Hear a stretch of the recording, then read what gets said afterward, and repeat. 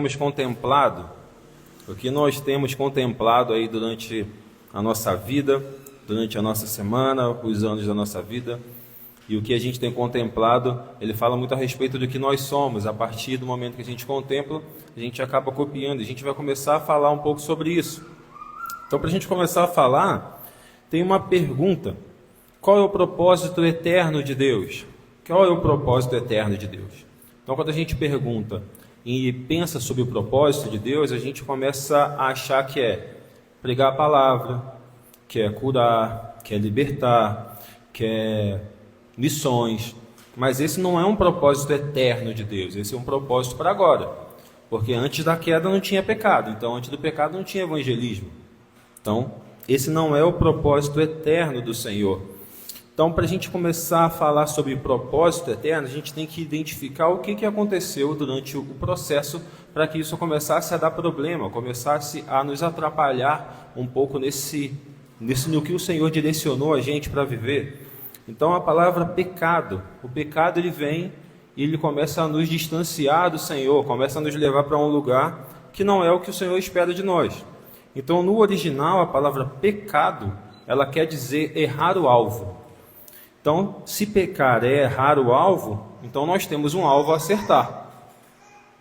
Se não fosse errar o alvo, a gente não tinha um alvo. Então, a gente tem um alvo, tem algo a seguir, algo a gente acertar, algum norte para a gente seguir, que é isso que a gente vai começar a falar. Então, quando eu acerto o alvo, o que eu estou fazendo? Eu estou fazendo a vontade do Senhor.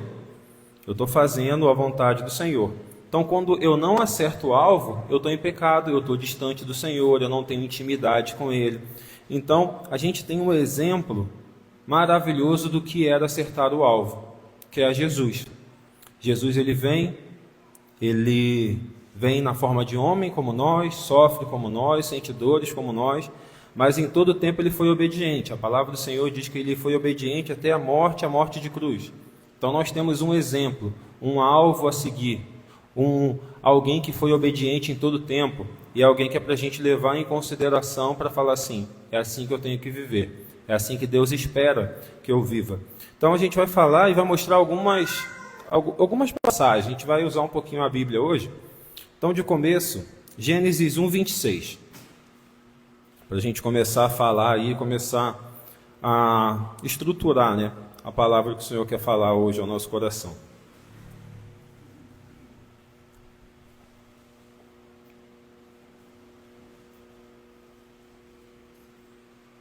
Amém? Então, Gênesis 1:26 diz assim: Então disse Deus, façamos o homem à nossa imagem, conforme a nossa semelhança.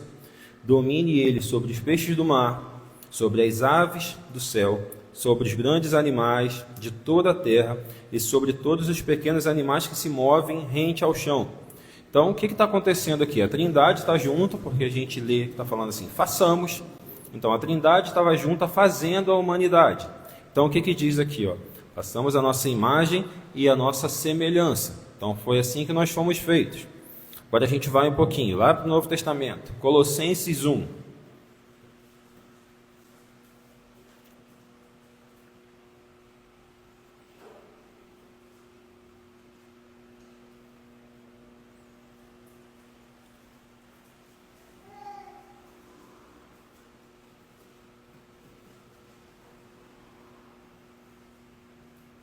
Então, Colossenses 1, do 1 ao 15, vai falar assim, Paulo, apóstolo de Jesus Cristo, pela vontade de Deus, e o irmão Timóteo.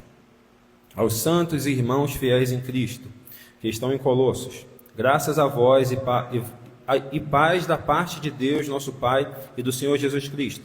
Graças damos a Deus, Pai de nosso Senhor Jesus Cristo, orando sempre por vós, porquanto ouvimos da vossa fé em Cristo Jesus e do amor que tendes para com todos os santos, por causa da esperança que vos está reservada nos céus, da qual já antes ouvistes pela palavra da verdade do Evangelho, que já chegou a vós, como também está em todo o mundo, e já vai frutificando, como também entre vós, desde o dia em que ouviste e conheceste a graça de Deus em verdade, como aprendestes de Epáfras, nosso amado conservo, que para vós é um fiel ministro de Cristo, o qual nos declarou também o vosso amor no Espírito.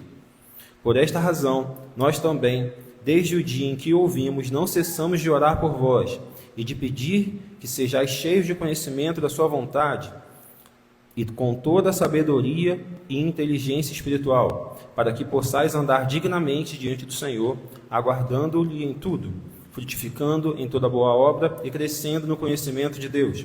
Corroboramos em toda fortaleza, segundo a força da glória, e em toda paciência e longanimidade com gozo, dando graças ao Pai, que nos fez idôneos para participar da herança dos santos na luz, a qual nos tirou da potestade das trevas e nos transformou para um reino do Filho do seu amor, em quem temos a redenção pelo seu sangue, a saber, a remissão dos pecados. E aqui é a chave, o qual é imagem do Deus invisível, o primogênito de toda a criação. Então, em Gênesis, a gente viu que a gente foi feito em imagem e semelhança. E aqui em Colossenses está falando que a imagem do Deus invisível é Jesus. Então, por consequência, nós fomos criados para ser como Jesus. Então, o que acontece? O pecado vem e nos afasta desse modelo que nós fomos feitos, que era para ser como Jesus. Então, o pecado ele vem, ele distorce os nossos pensamentos, ele distorce os nossos reais motivos de viver. Ele coloca a gente numa posição de que a nossa vontade fica acima de todas as coisas. E esse não é o plano original. Então, se a gente for parar para analisar, a gente vê que não tem ninguém original. Ninguém usa uma roupa única. Ninguém corta o cabelo de uma forma única. Todo mundo comprou uma roupa em algum lugar hoje. Foi em alguma loja, uma roupa que já estava lá, você não fez, você não desenhou, você não costurou. E a mesma roupa que você tem, muitas pessoas têm. Não só aqui na cidade, mas no Brasil inteiro. Então, assim, a gente não é original. Às vezes a gente acha que a gente se veste de uma forma e fala assim, eu sou original. Mas não. Na verdade, você olhou alguém, achou esse estilo legal e acabou copiando.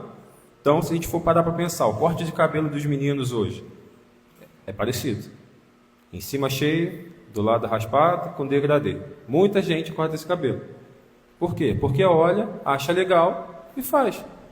A gente não inventa um corte de cabelo, a gente olha, acha legal e vai fazendo. Então, se a gente for parar para pensar, os nossos padrões de comportamento, se a gente tem um padrão, algo que a gente faz querendo ou não, isso foi permeado por alguma coisa, algo que a gente viu. Alguém próximo de nós fazia essa coisa e a gente começa a fazer. Algo que na sua casa é totalmente comum e totalmente normal, para a casa de outro não vai ser. Por exemplo, a avó da Jéssica tomava café, ela botava o biscoitinho lá no café. Tem gente que olha e acha estranho.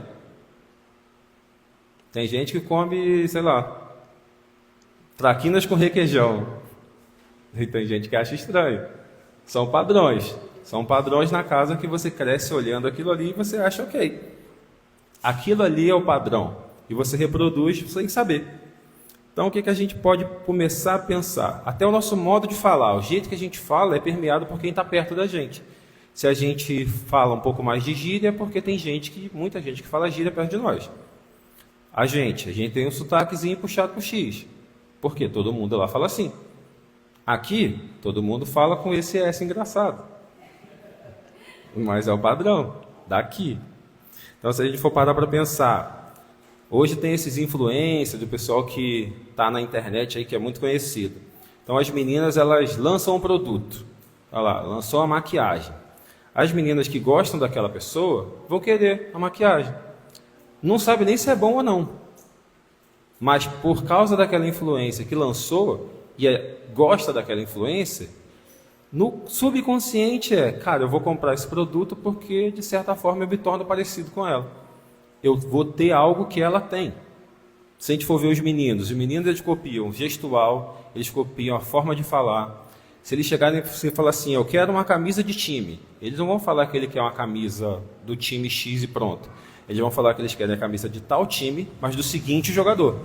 Por quê? Porque eles olham aquele jogador e querem copiar. Eles olham aquilo ali e falam, cara, isso é muito legal, eu quero ser como esse cara.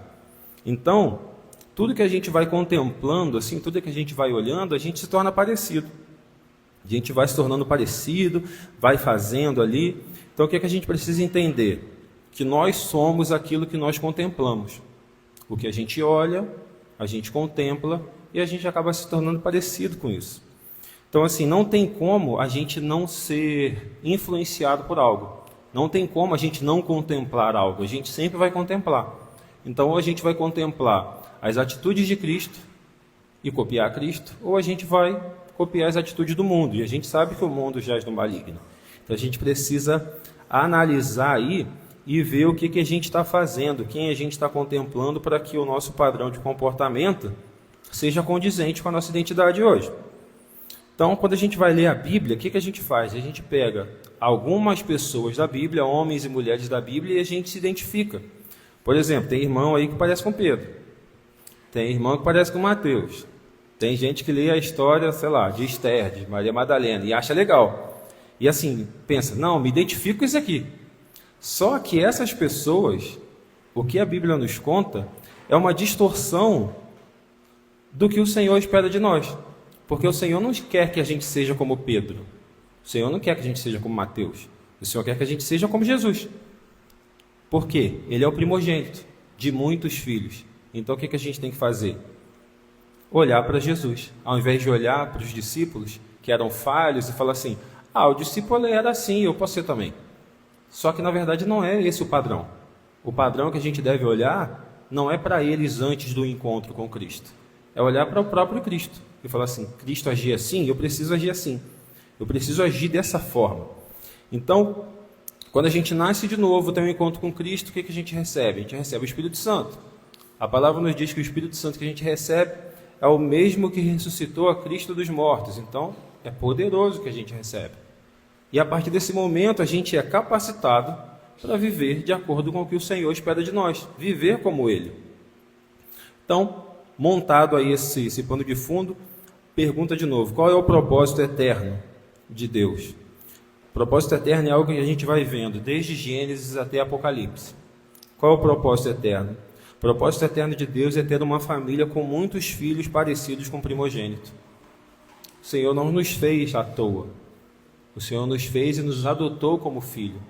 Mas antes da gente ser adotado, tinha um filho, o primogênito, a quem a gente deve olhar e deve copiar. Essa é a vontade do Senhor, é ter filhos que amadurecem, mas filhos parecidos com o primogênito. Então, a forma de Jesus, a forma que ele vivia, não é só um comportamento. A gente não consegue só imitar o comportamento de Jesus, a gente precisa mudar aqui dentro primeiro, a gente precisa mudar a essência. Porque a transformação é algo que vem do interior para o exterior. Eu não consigo só converter, colocar roupas de crente e ser parecido com Jesus. Porque algo aqui precisa ser mudado primeiro. A essência. Então, tem um exemplo. Você pode pegar um cachorro e treinar o cachorro a andar com as duas patinhas de trás. Ele vai andar com as duas patinhas de trás, com o humano. Mas ele vai ser humano por causa disso? Não. Porque a essência dele não é de humano, a essência dele é de cachorro. Então, a mesma coisa. Quando a gente nasce de novo, a gente tem uma essência. A essência do Espírito Santo de Deus para viver de acordo. Só que se eu não contemplo o Senhor, eu vou continuar assim. Eu posso mudar o exterior somente e o interior vai ficar errado. Então, assim, qual é o exemplo do cachorro? O cachorro ele pode andar e parecer andar como um humano, mas ele não vai ser. Então, eu posso me converter, mas se eu não contemplar o Senhor, eu mudo somente o meu exterior. Eu vou parecer um crente, mas eu não vou ser um crente. Eu não vou ter a minha vida mudada. Então, como é que a gente faz para poder mudar? Como é que a gente faz para poder mudar aqui dentro? A gente precisa contemplar o Senhor. A contemplação é algo que vai gerar mudança em nós. Se eu não contemplo, eu não consigo mudar. Se eu não contemplo o Senhor, eu não consigo ter essa transformação que Ele espera de nós. Então, 2 Coríntios 3,18 vai dizer assim, mas todos nós, com o rosto descoberto, refletindo como um espelho a glória do Senhor, transformados de glória em glória na mesma imagem, como pelo Espírito do Senhor. Então a chave desse versículo é, na mesma imagem. Nós fomos feitos à imagem do Criador, nós fomos criados para refletir a imagem dele. Então, ao contemplar o Senhor, ao ver o que Ele faz, eu ver as ações dele, eu consigo me tornar parecido com Ele. E assim funciona. Então, se eu não contemplo o Senhor, eu não vou copiar Ele. Se eu não contemplo o Senhor, eu não vou conseguir ser parecido com Ele. Então, tem uma pergunta para a gente hoje. Não só para hoje, mas para a nossa vida, para a gente continuar pensando. O que a gente tem contemplado? A gente tem contemplado ao Senhor? Em cada área da nossa vida, a gente tem contemplado e tem repetido a atitude que Jesus teria? Ou a gente está reproduzindo um conceito de mundo, heranças do mundo, comportamentos mundanos? Porque se a gente contemplar isso vira normal para a gente e a gente acaba fazendo. E a gente precisa contemplar o Senhor. Em João 1, vai dizer assim, no princípio era o Verbo, e o Verbo estava com Deus, e o Verbo era Deus. Na versão NVI, o Verbo, ele está dando lugar à palavra. Então, o que a gente lê nessa versão NVI? No princípio era a palavra, e a palavra estava com Deus, e a palavra era Deus. Então, a palavra que a gente tem hoje é Deus. É Deus falando com a gente. Então, se eu preciso contemplar ao Senhor, o que eu tenho que fazer? Ir para a Bíblia. Contemplar tudo que o Senhor falou. Contemplar as atitudes dele em determinadas situações. Para quê? Para que eu consiga olhar para aquilo e falar assim, isso aqui é o padrão. Isso aqui é o que eu preciso seguir. Então, diante de todas as coisas que Jesus fez, que são inúmeras, são maravilhosas, o Senhor me dirigiu a separar 4 pontos aqui. 4 pontos de coisas para a gente olhar o Senhor e trazer isso para a nossa vida. Repetir esse tipo de comportamento. Não só repetir de uma forma externa, mas olhar para Ele, olhar tanto para Ele, que aqui torne parecido. E eu comece a viver como Ele viveu. Então, primeiro ponto. Humildes como Jesus. Algo que a gente tem que estar olhando aí. Como Jesus era humilde e ser humilde como Ele. Então, a gente precisa entender o que é humilde. Humilde, ele não tem nada a ver com a sua condição financeira. Às vezes a pessoa pensa assim, tal pessoa é humildezinho. Não, ele tem uma condição financeira ruim. Não quer dizer que ele é humilde. Tem gente que tem pouco e é arrogante. Então, não é isso, não é o poder aquisitivo. Outra coisa também que a gente acha que é humilde é a baixa autoestima. Também é diferente. Baixa autoestima é quando alguém vê você fazendo algo e fala assim, Kelzinha, caramba, como você cantou bem esse louvor, parabéns. Aí ela diz assim, não, que isso, não tem talento nenhum não. Ela não está validando o que o Senhor deu para ela. O Senhor deu um dom para ela de cantar. Então qual é a postura? Amém, irmão, glória a Deus, é Ele que faz. O que a gente faz? Pega a glória e dá quem é de direito. Mas eu olhar e me colocar para baixo, eu não estou sendo humilde. Eu só não estou valorizando o que o Senhor me deu. Algo que a gente precisa, e a gente tem sempre isso. Quando alguém vem elogiar a gente coloca para baixo. A gente desvaloriza o que o Senhor deu. Então, assim, a gente precisa alinhar essa postura. Quando foi elogiado, obrigado, irmão. E dá a glória para quem é de direito. Foi Ele que deu, é tudo dele. Então, a gente não retém. A gente dá a glória para quem é de direito. Mas não rebaixa o que Ele te deu. A gente precisa entender. Então, o que é a humildade? A humildade não é pensar menos de si. É pensar menos em si. É não colocar você numa prateleira e os outros abaixo. Pensar menos na gente. Então, se a gente for parar para pensar e for analisar as falas de Jesus, Jesus diz assim, eu sou o caminho, a verdade e a vida. Se alguém chega para a gente falando que eu sou isso, a gente vai achar que a pessoa é arrogante. O que Jesus está dizendo aqui? A verdade. Ele era o caminho, a verdade e a vida. Jesus diz assim, aprenda de mim que sou manso e humilde de coração. Se a gente olha e fala assim, essa não é uma fala humilde. Mas por quê? Porque ele está falando que ele era. Aprenda de mim que eu sou manso, eu sou humilde. Então o que é a humildade em si?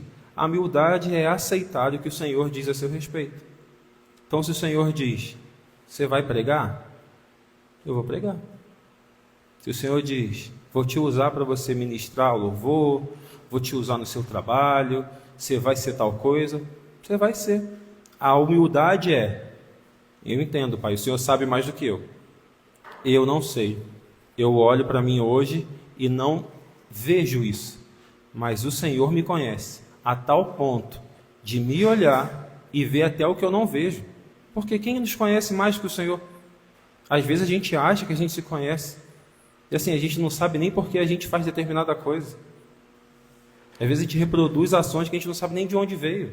E a gente acha que se conhece. Aí o Senhor vem e fala algo sobre você. E a gente acha que a humildade fala assim, não, não tenho. Não, não sou. Humildade é se colocar numa posição de saber. O Senhor sabe mais do que eu só aceito. Então, versículos aí para poder falar sobre a humildade do Senhor. João 3, entre 6 e 16, vai falar do lava-pés, onde o Senhor vai lavar os pés dos discípulos. Então, João 3, 6, 16, ele vai dizer assim, ó, chegou-se a Simão Pedro que lhe disse, Senhor, vai lavar os meus pés? Jesus respondeu, você não compreende agora o que eu estou fazendo, mais tarde, porém, entenderá. Disse Pedro, não, nunca lavarás os meus pés. Jesus respondeu, se eu não os lavar, você não terá parte comigo. Aí responde Simão Pedro, então o Senhor não apenas os meus pés, mas também as minhas mãos e a minha cabeça. Respondeu Jesus, quem já se banhou precisa apenas lavar os pés. Todo o seu corpo está limpo, vocês estão limpos, mas nem todos. Pois ele sabia quem iria traí-lo, e por isso disse que nem todos estavam limpos. Quando terminou de lavar os pés, Jesus tomou a vestir a sua capa e voltou ao seu lugar. Então ele perguntou, vocês entendem o que eu fiz aqui? Vocês entendem o que eu fiz a vocês? Vocês me chamam de mestre e senhor, e com razão, pois eu sou. Pois bem, se eu, sendo senhor e mestre de vocês, lavei os seus pés, porém também devem lavar os pés uns dos outros. Eu dei o exemplo para vocês, façam como lhes fiz. Digo verdadeiramente que nenhum escravo é maior do que o seu senhor, como também nenhum mensageiro é maior do que aquele que enviou. Então, a gente precisa entender o que estava acontecendo aqui. Quando tinha essas reuniões, o menor servo, o escravo de todos, lavava os pés. Então, se a gente for olhar os versículos anteriores, os discípulos estão discutindo para ver quem é o maior. Quem é o maior de nós? Então, a gente acha que eles estão discutindo realmente para ver quem é o maior, mas na verdade é o contrário. Eles querem se colocar numa hierarquia de menor do menor, onde o menor teria que lavar os pés de todo mundo. Era isso que eles estavam conversando ali. Era isso que eles estavam querendo. Então, se a gente for parar para pensar, as mesas elas eram baixas, eles sentavam, se debruçavam na mesa e os pés ficavam para trás. Os pés ficavam muito próximos à pessoa que estava do lado. Então, como eles andavam muito, suavam muito, o pé sujava muito. Então, não tinha como ali, na hora da refeição, estar com o pé sujo perto do outro. Eles comiam com as mãos. Então, tinha esse costume de lavar os pés. Então, era isso que estava acontecendo aqui. Vamos lavar os pés para ver como é que a gente vai comer aqui. Mas o menor servo é o que lavava. Então, o que acontece aqui? Jesus ele vem, lava os pés de João, que era o mais próximo, que debruçava a cabeça, colocava a cabeça no peito dele. Mas também Jesus ele lava os pés de Judas, o traidor. Então, ele estava lavando os pés de todos ali.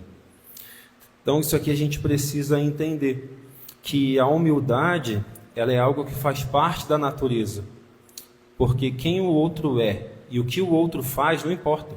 Então, assim, a humildade de Jesus estava tão certa dele, tão certa no seu coração, que ele olhava para um que ele amava e o outro que ia trair, não fazia diferença, porque a humildade estava nele, não tinha outra coisa para ele oferecer a não ser a humildade.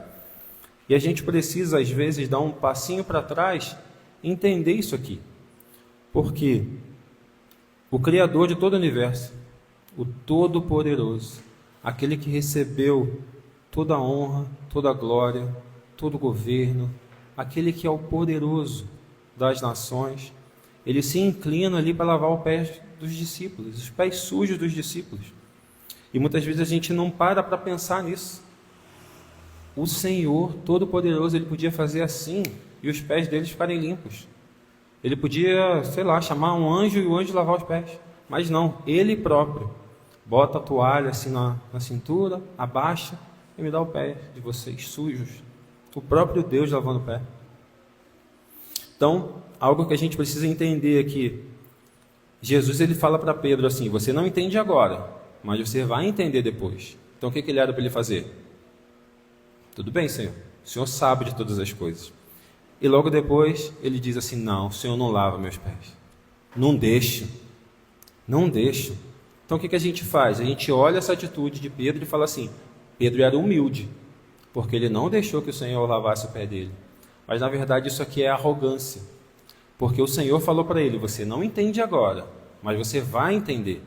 E logo depois ele falando assim: não, eu não vou deixar o Senhor lavar meus pés. Como se ele dissesse assim: ó, eu sei mais do que o Senhor, eu sei que eu não vou entender, então eu não vou deixar.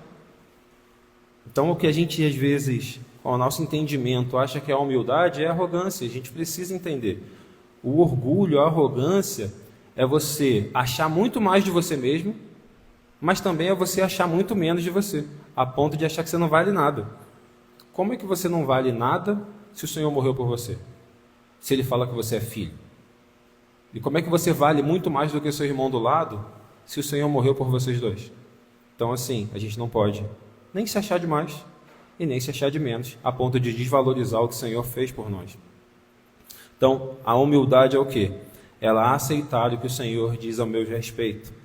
Segundo ponto, gratos como Jesus. A gratidão, ela não é um dom, ela é uma escolha. É algo que eu escolho, não assim, eu me converti, eu recebi o Espírito Santo e a partir de agora eu sou grato por todas as coisas. Não, você pode receber o Espírito e ser ingrato, continuar reclamando. Então é uma escolha, é algo que vai mudar na sua mente e aquilo vai refletir na sua vida. Isso é a gratidão. Então, uma das características de Cristo, e que se a gente viver, a gente muda a nossa vida, é que ele diz assim: em tudo dai graças.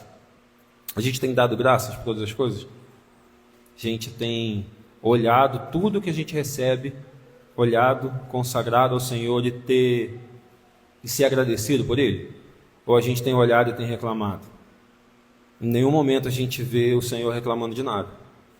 Então Mateus 14, 19 a 21 vai dizer assim, ó: e tendo mandado que a multidão se assentasse sobre a erva, tomou 5 pães e 2 peixes, e erguendo os olhos ao céu, os abençoou, partindo os pães, deu aos discípulos, e os discípulos à multidão. Comeram todos e saciaram-se, e levaram 2 pedaços que sobejaram, 12 alcofas cheias. E os que comeram foram quase 5.000 homens, além de mulheres e crianças. Então o que está acontecendo aqui? Homens e mulheres, a Bíblia vai dizer que são 5.000 homens, sem contar as mulheres e crianças. O Senhor tem apenas 5 pães e 2 peixes. O que os discípulos fazem? Eles olham para a quantidade e começam a reclamar. Falam assim: Senhor, manda eles embora, não tem suficiente para todo mundo. Manda eles embora, e com fome mesmo, e eles vão se organizando aí pelo caminho. Então o que eles estavam fazendo? Reclamando do que tinha. E assim, quando a gente lê isso, a gente só liga ao fato deles reclamarem pela quantidade de pão e peixe. Só que assim, tudo que a gente lê, se a gente não trouxer para a nossa vida, não gera mudança. Se eu ler isso aqui como uma história, eu vou apenas saber. Mas o que a gente precisa fazer? Tudo que a gente lê, pedir ao Senhor clareza para que a gente traga para a nossa vida também. Então os discípulos eles estavam reclamando aqui do que tinham. Então quantas vezes a gente também não faz a mesma coisa? A gente olha para o salário e fala assim: só isso aqui? Olha as coisas que tem para fazer, olha o salário e a gente reclama. A gente olha para o trabalho que Ele nos deu e reclama. A gente olha para o carro que Ele nos deu e reclama. Assim, esse aqui tinha que ser aquele lá. A gente não faz isso. A gente faz isso com frequência. Deixa eu voltar para cá. Então, a ingratidão é como se eu dissesse para o Senhor assim: o Senhor não sabe governar a minha vida. O Senhor está me dando menos do que eu preciso. O Senhor está me dando menos aqui do que eu mereço. A ingratidão é isso, como se eu falasse isso para o Senhor. E a gratidão é o que o Senhor faz. Ele pega aquele pouco, Ele olha para os céus, Ele agradece, como se falasse assim: Senhor, o Pai, eu acredito que com esse pouco o Senhor vai multiplicar e todo mundo vai ter e não vai faltar. E é o Senhor espera isso da gente. Tudo que a gente receber, olhar para o céu e falar assim: Pai, às vezes isso aqui é pouco, mas eu creio que o Senhor pode fazer com que isso aqui seja multiplicado e que nada vai faltar. Então a gratidão o que é? É eu olhar e saber que eu posso ter até mais, mas saber com que o que eu tenho é muito mais do que o suficiente. que Ele tem me dado muito mais do que o suficiente.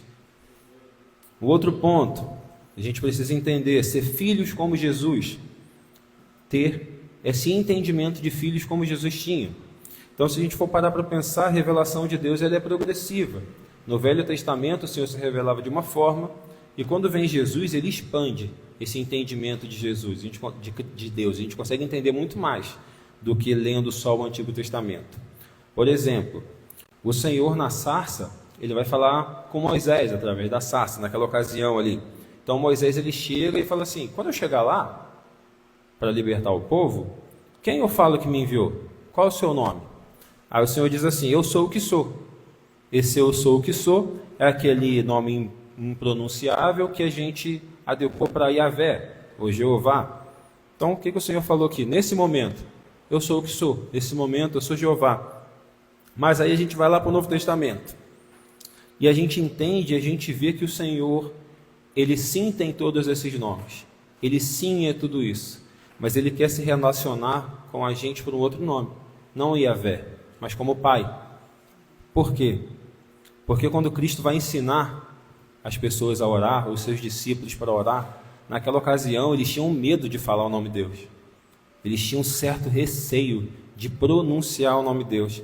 E quando Jesus vai orar, diz assim, como é que começa a oração? Pai Nosso. Então o que Jesus está falando? Não é só o meu Pai, é o Pai de vocês também. É assim que vocês devem se relacionar com Ele. Ele é o Pai de vocês, não só o meu Pai. Outra coisa que eu acredito que a gente precisa entender e desvincular é a identidade de pai. Às vezes, a gente, pelo fato de ser a mesma palavra, a gente confunde as coisas. Pai terreno é uma coisa, Pai celestial é outra. O Pai terreno ele pode tentar acertar em tudo, mas ele não é perfeito. Em algo ele vai falhar, porque ele é uma pessoa, como eu, como você. E às vezes o pai pode realmente não ser legal, ele pode não ser presente. E muitas pessoas, ao ter esse relacionamento de falar assim, Deus é o teu pai, o que ele faz? Se o meu pai era assim, então Deus vai ser assim, porque ele é meu pai. E a gente precisa desvincular isso. Por quê? Porque o seu pai pode ser muito bom, mas o Pai Celeste é incomparável. Se o seu pai é ruim, ainda assim, olha para o seu Pai Celestial, porque Ele está sempre com você. Em nenhum momento Ele te abandona. Em todo momento Ele está segurando a tua mão. Em todo tempo Ele está te abençoando. Às vezes, o Pai não é tão presente. E o que a gente entende? Ah, Deus também não vai ser presente. Mas Ele é. Ele está contigo em todo tempo. A gente só precisa mudar esse entendimento. De entendê-lo como Pai, sim, mas como um Pai Celestial que não falha. Um Pai Celestial que é perfeito. Um Pai Celestial que te ama tanto, que envia o seu Filho para poder morrer por você e por mim. Esse é o Pai que a gente tem que entender e se relacionar com Ele. João 8, do 12 ao 14, Jesus está falando ali e os fariseus começam a levantar algumas questões contra Ele. Então eu falo assim, falou-lhes, pois, Jesus outra vez, dizendo, eu sou a luz do mundo, quem me segue não andará em trevas, mas terá a luz da vida. Então os fariseus dizem para ele, tu testificas de ti mesmo, o teu testemunho não é verdadeiro. E respondeu Jesus e disse-lhes, ainda que eu testifico de mim mesmo, o meu testemunho é verdadeiro, porque eu sei de onde vim e para onde eu vou, mas vós não sabeis de onde venho nem para onde eu vou. Então o que o Senhor está falando aqui? As pessoas estão atacando Ele, falando que o testemunho dele não valia, que era só ele que estava falando, e ele não podia falar aquilo. E ele fala assim, eu não estou me importando com o que vocês acham, porque eu sei de onde eu vim, eu sei para onde eu vou.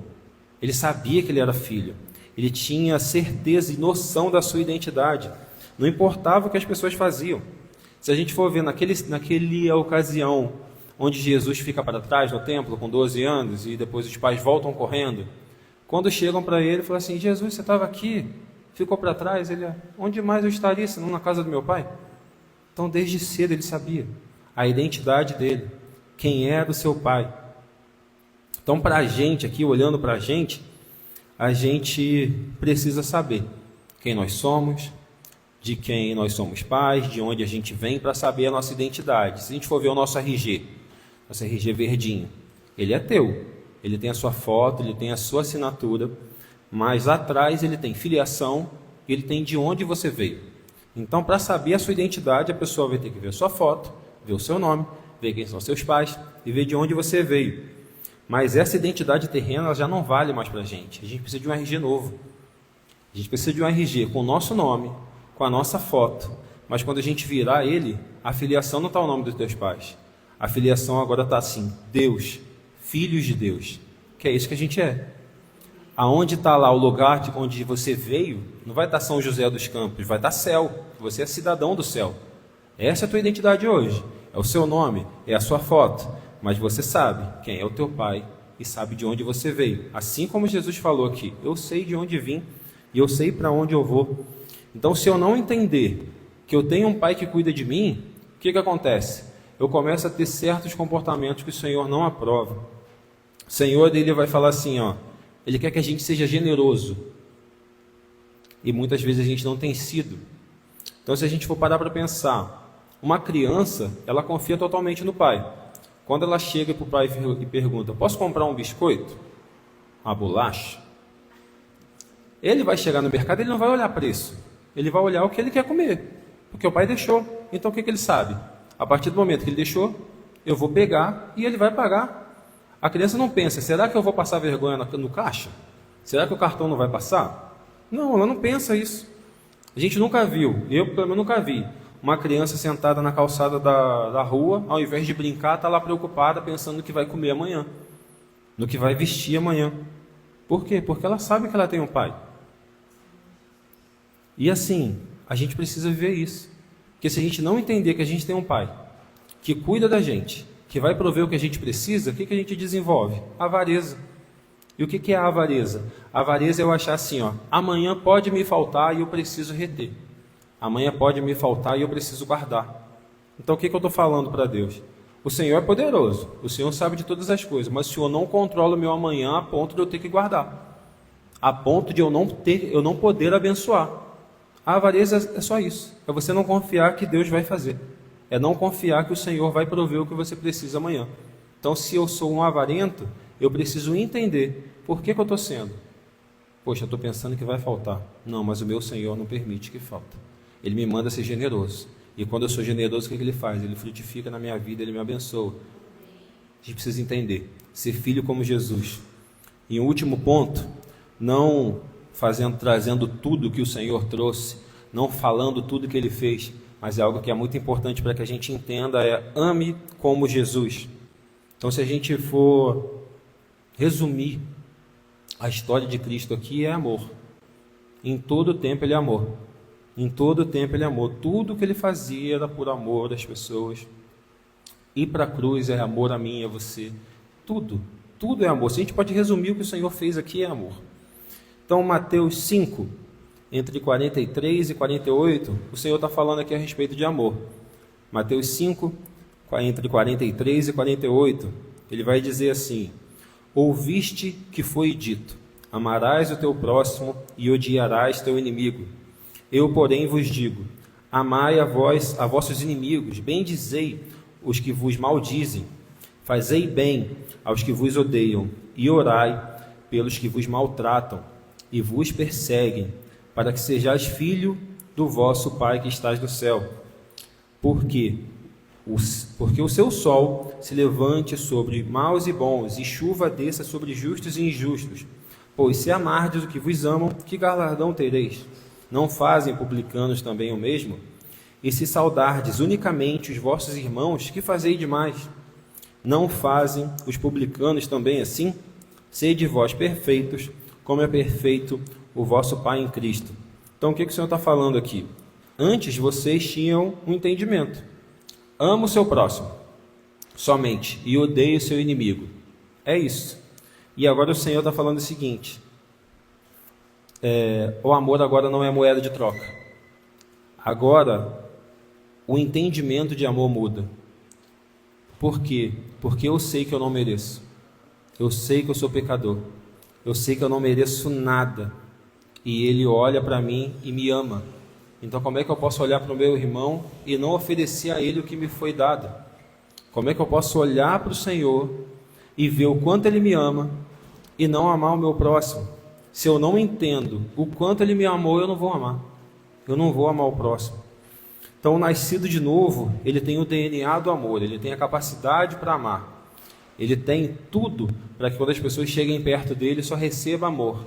Mas só o DNA, ele não é tudo. Eu preciso contemplar o amor de Cristo, eu preciso entender o amor de Cristo para que eu possa fazer isso. Por exemplo, Tarzan. O Tarzan, ele era um menino. Ele foi criado por uma família de gorilas. Os gorilas andavam com 4 apoios. O que ele fazia? Andava com 4 apoios. Os gorilas não falam. Ele não falava. Então o DNA dele é o quê? O DNA dele é de ser humano. Ele podia andar com as 2 patas, ele podia falar, ele podia comer com garfo e faca, mas ele fazia? Não, mesmo tendo capacidade para isso. Então quando a gente encontra com Cristo, a gente tem a capacidade de amar. A gente tem capacidade de oferecer o amor. Mas se eu não contemplo o amor, se eu não contemplo o Senhor, eu não vou ser capacitado a vivenciar isso e a mostrar o Senhor. Então, para finalizar, a gente precisa olhar para a Bíblia e olhar para pessoas que tiveram um profundo encontro com o Senhor e a partir do momento que contemplaram a Ele, mudaram a sua vida. A gente fala de Zaqueu, a gente fala de Pedro, que no caminho para Damasco tem um encontro com o Senhor e muda totalmente de vida, mas eu quero dar um outro exemplo. Eu quero dar um exemplo de Estevão hoje, para que a gente entenda o nível de transformação que aqui pode ser gerado quando eu contemplo o lugar certo, quando eu contemplo o Senhor. Atos 7, a partir do 54, vai dizer: ouvindo isso, ficavam furiosos e rangiam os dentes contra ele.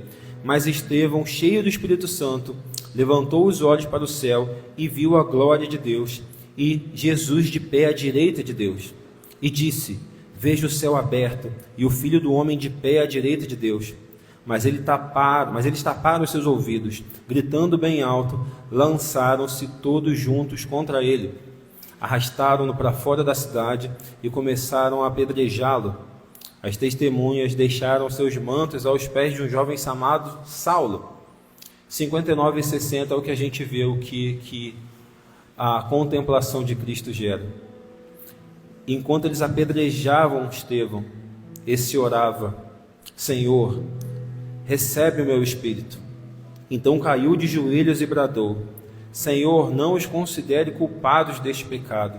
E dizendo isso, adormeceu. Então o que estava acontecendo aqui? Estevão estava sendo morto. Ele estava sendo perseguido pelos seus irmãos. No momento onde as pessoas ficam nervosas, no momento onde a pessoa quer correr, no momento onde a pessoa quer se defender, ele tem a visão de Jesus e ele fala o quê? Exatamente o que Cristo falou na cruz: Pai, perdoa, porque eles não sabem o que fazem. Então esse é o nível de mudança, de transformação que pode gerar dentro de mim e de você se a gente contemplar o Senhor. Que a gente possa, quando lê a Bíblia, quando vê as coisas que o Senhor fez, a gente entenda que a gente precisa não só ler, mas a gente precisa se debruçar ali e contemplar o que Ele fez, para que a nossa vida também seja mudada. Amém?